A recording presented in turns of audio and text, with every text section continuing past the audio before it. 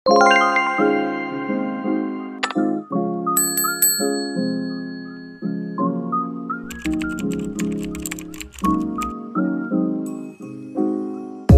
guys! For today's video, magbabalat tayo ng pinya.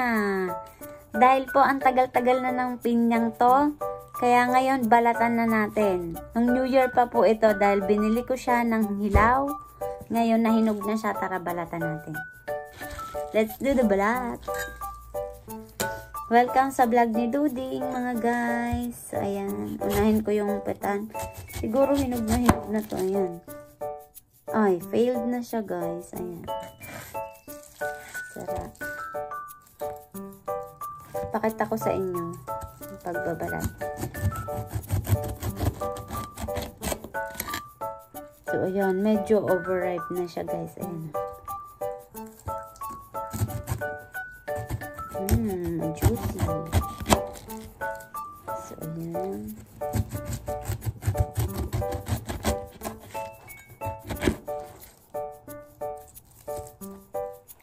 Ang bango. Ayoko lang ng sobrang daming mata guys. Kasi Makati din po yun.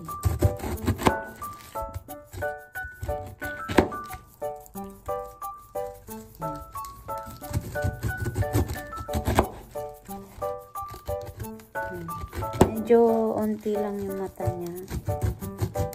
Natanggal ko na.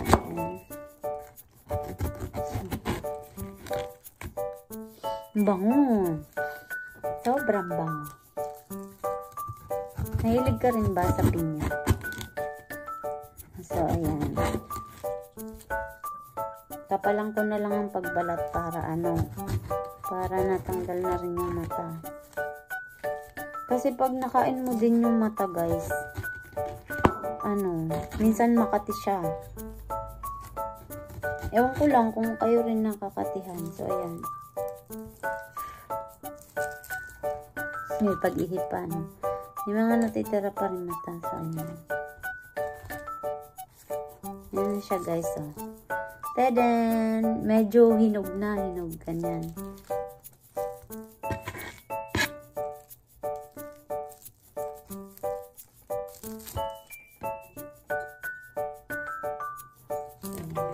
Ayan guys.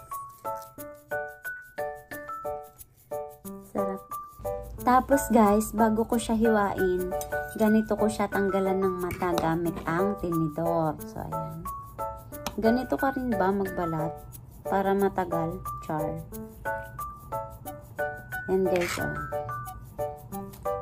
Yan. So, ayoko ng mata yan. Pero pwede naman siyang balatan yung I mean, pwede naman tanggalin yung mata niya gamit rin ang kutsilyo. Yung magandang ganyan na. Yung may diba, ganun ang magandang pagbalat. So, ito dahil ito ang gusto kong pagkuha ng mata. Ayan. Tinatry ko lang yan. Bago ko siya hiwain, guys. Kaso, yung iba, sira-sira na. So, ayan, diba? O, ayan, nakukuha naman siya eh. Hanapin mo nga lang yung maraming mata.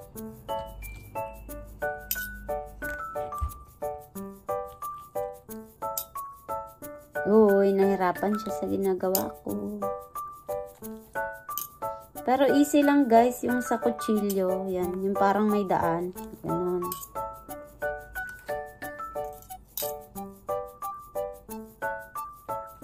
Malalaman mo naman pag may mata eh. Nakikita ka. Char. So, ayan. Ayan. Ganyan na siya guys. Oh. Ayan. So, hiwain na natin. Para pagtapos, kain na tayo.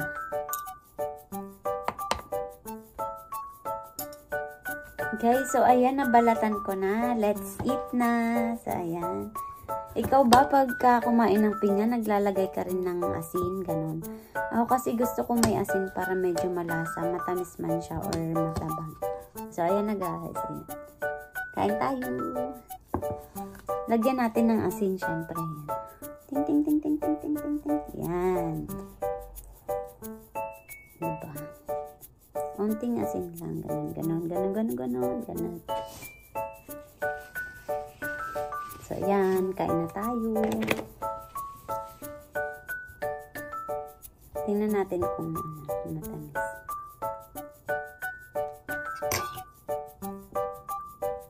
Maganda rin yung guys, yung pinya kasi mayaman din siya sa vitamin C, ganon. Tapos, pwede rin siya guys pang maganda rin siya guys pang detoxify. Yan. Paano ba ang term na dapat? Diba? Naka-detox. Anti-inflammatory. So, kung ano yung mga problema sa tiyan, maganda siya pang digest kung medyo nahirapan kayong ganun. Or magbawas, guys. So, maganda po ang pinya. So, ayan. Let's eat. Ikaw muna. Ay, may mata pa. Para ka lang.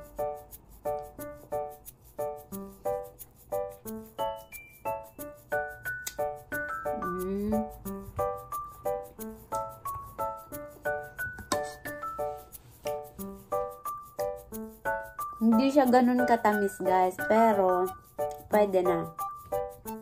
Kaya minsan naglalagay ako ng asin, pero onti lang po. Para medyo magkalasa naman. So, ayan.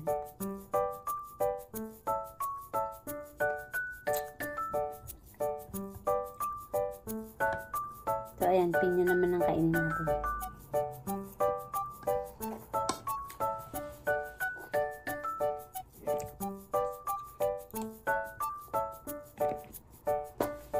Thank you guys sa panonood. Kumain ka na rin ng pinya. Comment lang po kung ano ulit ang gusto nyong kainin kong prutas. Thank you. Bye-bye.